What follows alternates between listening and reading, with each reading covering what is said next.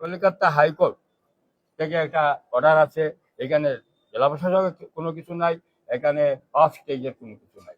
এবং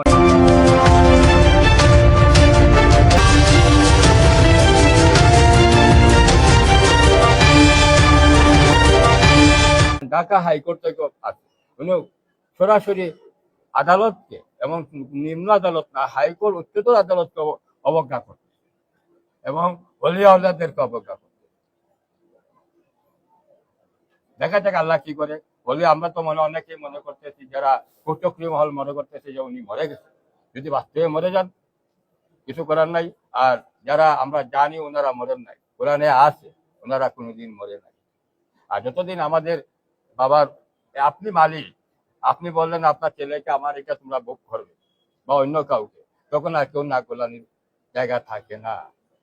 আজ থেকে 40 বছর আগে মসজিদ কত বড় ছিল, মাদ্রাসা কয়টা ছিল, রুম কয়টা ছিল, এইখানে এই খাদিম পরিবাররা এটা তিলে তিলে তিলে তিলে গড়ে তুলছে। এখন সবার পিঠে পড়তেছে অনেক কিছু, এখন তো সব চলে যাচ্ছে। খাদিমরা খেয়ে ফেলছে, খাদিমরা সব কিছু খায় না। খাদিমরা খায়, মিথ্যার কোনো আশ্রয় নেই এখানে, মিথ্যাও বলবো না। খাদিমরা খায়, এখানে কাজও করে, খাদিমরা খায়। কাকে এই কাজ কেন দিবে? এটা তো আমার প্রত্যেক বকরি কুখন, যেটা তার ইতিহাস থেকে দেখা যায় 40 বছর আগে কুমিল্লা থেকে সে সিলেটে এসেছে।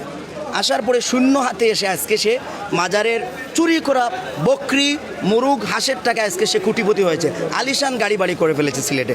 এবং এখন এত দাম্ভিকতার সাথে কথা বলে, আমার মনে হয় যে এই কুখনই হচ্ছে কাদিমদের মূল সিন্ডিকেট।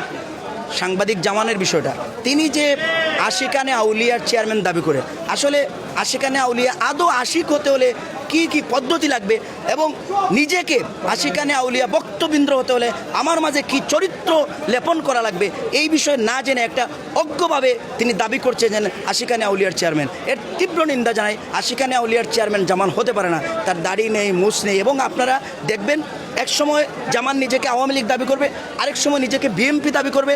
মানে বিভিন্ন মানুষের ছত্রছায়া থেকে নিজেকে কখনো একজন ডক্টর দাবি করে, কখনো নিজেকে একজন উকিল হিসাবে উপস্থাপন করে, কখনো নিজেকে একজন সাংবাদিক হিসাবে উপস্থাপন করে। তার আমলনামা আমরা সংগ্রহ করেছি। সে এলাকা থেকে কেন তাকে তাড়িয়ে দেওয়া হলো, এলাকার মানুষ তাকে এলাকা থেকে বিতাড়িত করে দিয়েছে, এই এবং হবিগঞ্জে একটা স্পর্শকাতর ঘটনা সে ঘটিয়েছে। আমি ওইটার সত্যতা নিশ্চিত হয়ে জানাবো এবং আমরা তার বিষয়ে আরও খোঁজখবর নিয়েছি। সে এই যে বিভিন্ন সময় বিভিন্ন রূপ ধারণ করে, মানে এই ফুলতলি মসলকের কাউকে দেখলে বলে আমি ফুলতলি অনুসারী, কৌমি অঙ্গনের কাউকে দেখলে বলে আমি কৌমি অঙ্গনের আশরাত মদনীর খলিফা। এটা ভুয়া দাবিদার একটা। একে আমরা বলেছিলাম, আলটিমেটাম দিয়েছিলাম যে সে সিলেটবাসীর সামনে যদি ক্ষমা না চায়, এই বক্তব্যের জন্য যদি মানে নিন্দা প্রকাশ না করে, তাহলে আমরা তাকে প্রকাশ্যে ক্ষমা চাইতে বাধ্য করব।